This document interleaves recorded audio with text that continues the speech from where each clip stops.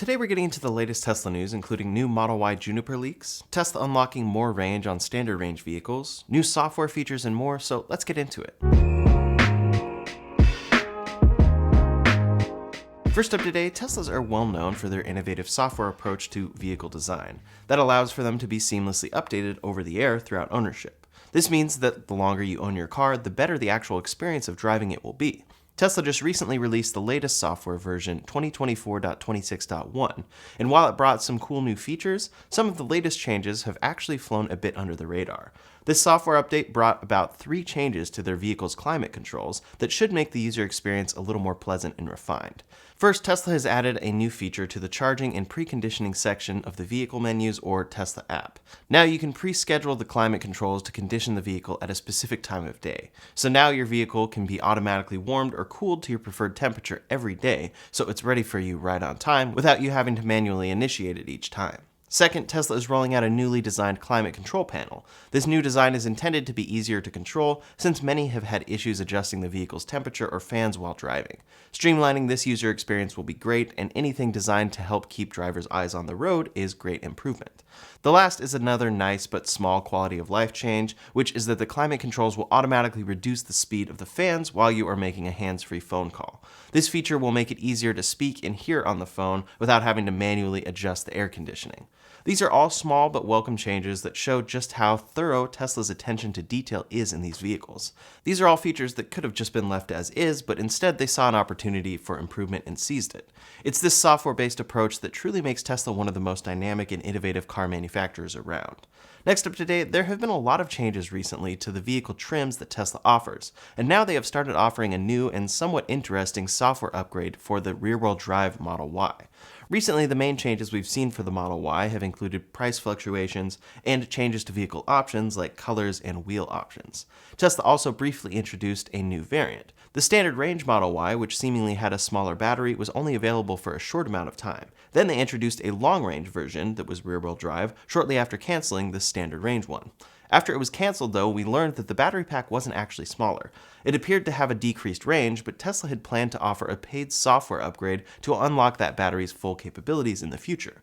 That upgrade would cost between $1,500 and $2,000 to add 40 to 60 miles of range. Now Tesla has officially launched this upgrade. Standard range Model Y owners now have an Energy Boost upgrade available in their Tesla app. This appears to only be available to recent buyers of the Model Y rear-wheel drive and is only available in the US for the time being, but it comes in 2 options depending on the type of battery cells in your vehicle. For $1,000, some owners can increase their battery's capacity by 30 miles, or for $1,600, others can increase it by 50 miles. There is an asterisk next to those range estimates, though, that says, quote, estimates are based on internal modeling and will vary depending on factors like battery age and driving behaviors. Since these numbers aren't based on comparable EPA estimates, and Tesla has been known for generous range estimates before, the actual range increase you experience in your vehicle may be a tad lower than that 30 to 50 miles. What makes this upgrade odd is that these batteries are manufactured with the capability to achieve a certain range, but then to actually unlock those capabilities, you have to pay $1,000 to $1,600 more to unlock it. It's a similar situation to software-locked features like heated seats and acceleration boosts, but in this case, Tesla was able to offer that less expensive vehicle as a result of this. Still, it's odd that Tesla and other vehicle manufacturers can charge you extra money to experience everything the hardware you already bought can do.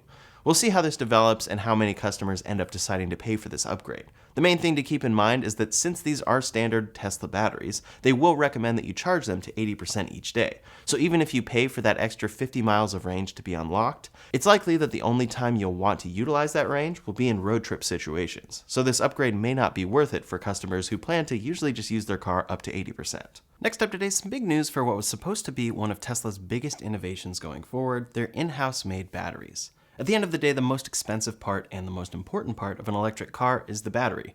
It's the reason why EVs are still a work in progress to get down to truly affordable models that anybody can afford. Even if everything else is cut down to the bare essentials in a car, an EV still needs to deliver a realistic range. In order to help drive down battery cost and scale up production for future vehicles, Tesla introduced their 4680 battery cell in 2020.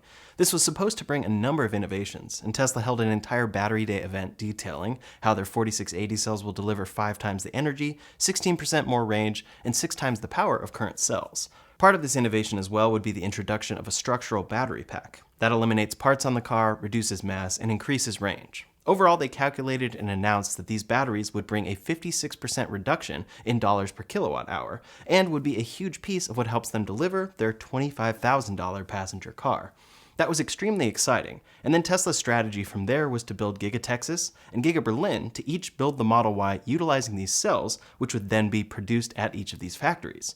Ultimately, due to delays of these cells, Giga Berlin never made the 4680 Model Y, but Giga Texas did eventually, briefly, make a standard range all-wheel drive Model Y with these batteries. This was exciting since it was the latest tech, but it actually didn't deliver much improvement for customers. It had a 279-mile range and wasn't much cheaper than the long-range model. It also didn't charge as well. Eventually, this model was discontinued, and Tesla shifted all 4680 cell production to the Cybertruck. The Cybertruck today ships exclusively with these batteries, and Tesla has made real progress scaling them, announcing that their 50 millionth 4680 cell was built on June 5th. It has seemed everything is going well there, but a new report this week may be showing us the opposite. Even with the Cybertruck shipping with this cell, we know that Tesla suppliers are still offering the best battery prices.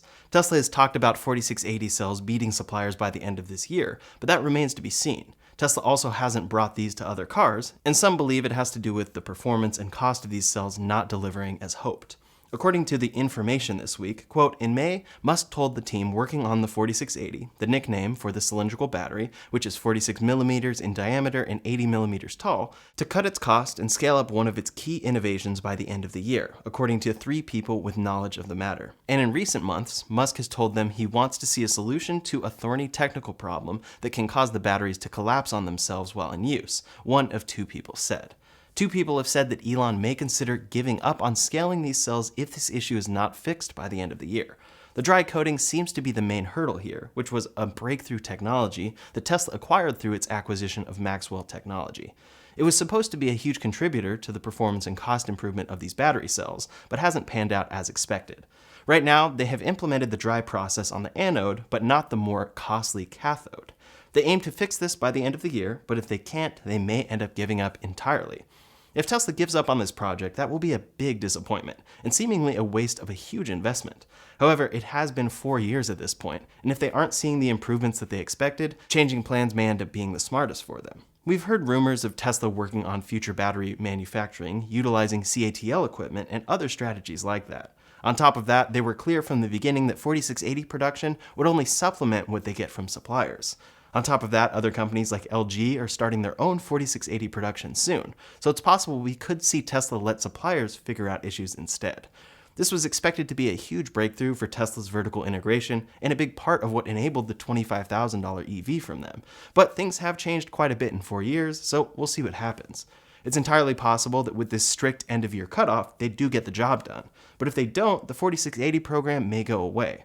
As such, we'd likely see the Cybertruck's battery pack change, at the very least to 4680s, from a third party. Only time will tell what happens here, but I'll keep you posted. Next up today, some news for EV tax credits, which are always up in the air. For a while now, Tesla's vehicles have qualified to some degree for the $7,500 federal EV tax credit. Right now, all trims of the Model Y and 3 of the 4 Model 3 trims qualify, meaning that for customers that qualify, it drops your Tesla's price by $7,500 at the point of sale. That's the current situation, but as we're coming up on an election, things could change. It is well known that Donald Trump is not pro-EV, but his new vice presidential pick, J.D. Vance, is specifically pushing for a bill called the Drive American Act. This, quote, repeals EV tax credits created or expanded by the Inflation Reduction Act, including the Clean Vehicle Credit, the credit for previously owned electric vehicles, the credit for commercial EVs, and the Alternative Fuel Vehicle Refueling Property Credit. J.D. Vance has specifically said, right now, the official policy of the Biden administration is to spend billions of dollars on subsidies for electric vehicles made overseas. If we're subsidizing anything, it ought to be Ohio workers, not the green energy daydreams that are offshoring their jobs to China. This is definitely an interesting take since these EV tax credits are specifically strict in order to bring battery and EV production to the US. A breakdown here shows a required increase of 10% more critical minerals each year and 10% more battery components each year until hitting 100%. Some have even argued that these requirements are too strict since it requires massive infrastructure to be put in place in the US, which can't be put in place fast enough. Tesla is also one of the main companies with qualifying cars, and they truly make the most American-made cars. The Model Y holds the #1 spot for 2024. A very good example of how strict the battery policy is as well comes with the standard range Model 3. That car does not qualify for any credit because it's the only Model 3 that uses a battery from China from CATL. Obviously, there's plenty to debate here, but if the election goes this way, many feel this will immediately wipe out Tesla sales. That's because overnight for many customers, if this passes, their cars would be $7,500 more expensive. On top of that, there's even been a proposed $7,500 rebate for new gasoline and diesel-powered cars. Vehicles with larger payloads could be eligible for more. Of course, none of that is a guarantee, but it seems to be exactly one thing: bad for Tesla. Not only would their cars be more expensive, and thus less attainable for new customers, but gasoline cars could end up that much cheaper. However, Elon's take is pretty clear. He supports these candidates and has further said, quote, "Take away the subsidies. It will only help Tesla. Also remove subsidies from all industries." He feels that this will only benefit Tesla since it won't create any sort of artificial subsidized demand. For instance, GM and Ford make qualifying EVs today, but they aren't profitable on them, so they don't have too much room to drop prices. Tesla, on the other hand, is profitable on their EVs. In fact, reports show them making more per vehicle sale than any other company, so they can drop prices and continue scaling if the demand is there. At least that's the idea. Many are extremely confused by Elon Musk's motivations here, and it will be something to see play out. It seems that everything about these policies goes directly against Tesla's mission to accelerate the world's transition to sustainable energy, so we'll have to see. Tesla does have an advantage over everyone else with actually making profitable EVs, so maybe this will bring that even more into focus. Or maybe Tesla will see a noticeable decline in sales as a result. With that said, it kind of leads to that argument that if you qualify today for a tax credit and you're ready to buy a Tesla, it might be a good time. These tax credits have always been up in the air regardless of candidates, and it looks like if one party gets elected, they might disappear. Of course, though, none of that is guaranteed, and who knows, maybe if this passes and changes, we see Tesla immediately drop their prices $7,500, making it that much cheaper for customers who wouldn't have qualified in the first place. We really can never get a guaranteed answer here for the future of Tesla pricing. Next up today, customers are eagerly awaiting the release of Tesla's Juniper Model Y. This will be the fully refreshed model, taking everything we've seen on the new Model 3 and putting it into Tesla's best-selling car. Recently, we got our first look at Tesla testing this car in the wild. A Model Y was spotted at the Rose Bowl in Pasadena, California, covered up in the exact fashion they covered the Model 3 Highland before its release. They're only covering up the front and rear, the parts that are obviously changing. This showed that even though Tesla says this car isn't coming this year, they are actively working on it. One thing this leak did point to, though, is the introduction of the front bumper camera on the new Model Y. This appears to be specifically covered up on this Model Y refresh and would mark the first time Tesla has put a front bumper camera on a car aside from the Cybertruck. This could be a part of their next FSD hardware package. Since then, we've seen a couple other leaks of this car, but upon further inspection, they are a bit questionable. The first came from TikTok and includes what appears to be full images of the refreshed Model Y out of China. The first image of a black Model Y shares the same taillights as the Model 3 refresh. It even has the Model Y badge on the back. However, on further inspection, we can see that this is simply a Model 3 with some photoshopping. There are multiple areas that are clearly doctored, and the main thing to notice is that this is the Model 3's trunk. The Model Y would have a hatchback here. As for the white photo, we can see the same thing. No hatchback line in the glass. So this interior leak also simply appears to be the Model 3's center console, even though it should be identical on the new Model Y. Then on X, an image of what appears to be a fully covered up Model Y leaked. This is from Tesla's Fremont factory lot and clearly features the new headlights. With that said, it seems pretty clear that this is about the same size as the Model 3 next to it. Without another angle, it's tough to tell, but at the very least, it doesn't seem large enough to be a Model Y refresh. This is also covered up quite a bit more than we'd expect from an early prototype, and may simply be covered for transportation. It does seem taller than the Model 3 next to it, so it could be a prototype of a new Model 3 hatchback of some sort that we do expect Tesla to introduce in the future, but that seems like a long shot overall. It could just be the angle of this photo. Overall, this looks like it's likely a Model 3 ready for transportation and not much to get excited about. At this point, we pretty much know what this Model Y refresh will look like, so seeing real leaks will mainly be exciting as indications that it's coming soon. Last up today, some updates from other automakers. While Ford announced that they would be somewhat pumping the brakes on their EV ambitions a while ago, the company has been making big moves to actually solidify their place in the EV market. Their sales have been growing steadily, making them the second largest EV maker in the US as they prepare some great new incentives and even a new vehicle. To start, the automaker announced a new 0% interest deal on leases of 2023 to 24 Mustang Mach-E and F-150 Lightning vehicles. These leasing periods can last anywhere from 24 to 60 months, with many additional incentives being offered for certain vehicles. They're offering $7,500 in red carpet lease cash for 24-month leases on Mustang Mach-E's, as well as $2,000 in retail cash for all 2023 units. For the Lightning, they are offering 0% APR for 60 months on 2024 models, 72 months for 2023 models, and a $7,500 bonus cash offer for Platinum 2023 models. In addition, new buyers are also being offered the opportunity to defer payments for the first 90 days of ownership. There are a lot of different incentives here that target a wide range of owners, so if you are interested in any of these vehicles, now may be the time to shop. Over in Europe, Ford is expanding their EV lineup by resurrecting a popular older model, the Capri. This vehicle will be based off of Volkswagen's existing MEB platform and will be made in their German factory alongside the electric Explorer. It will feature a range of up to 390 miles WLTP, fast charge from 10 to 80% in just 26 minutes at 185 kilowatt charging speeds, and will feature 12 ultrasonic sensors, 5 cameras, and 3 radars for their driver assistance functions. Although that level of fidelity does make you wonder whether Ford will eventually develop or integrate their own self-driving software.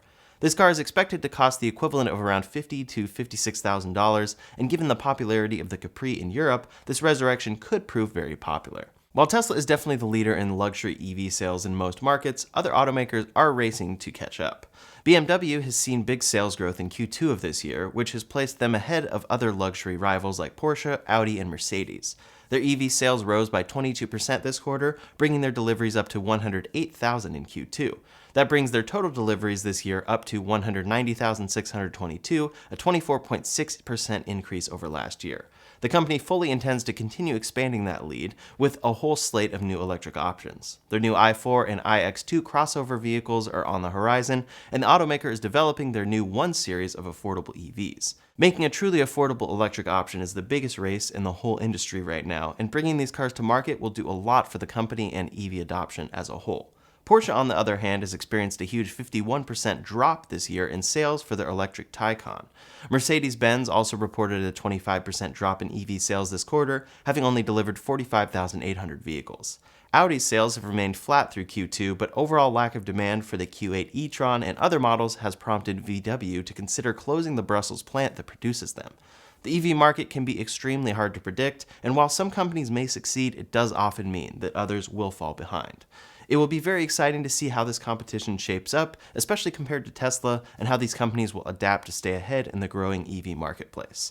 That's all the latest Tesla news for today, so in the meantime, if you want to see a full breakdown of Tesla's best growing business right now, you can check out that video linked up here or in the description below. Thanks so much for watching, and I'll see you on the next one.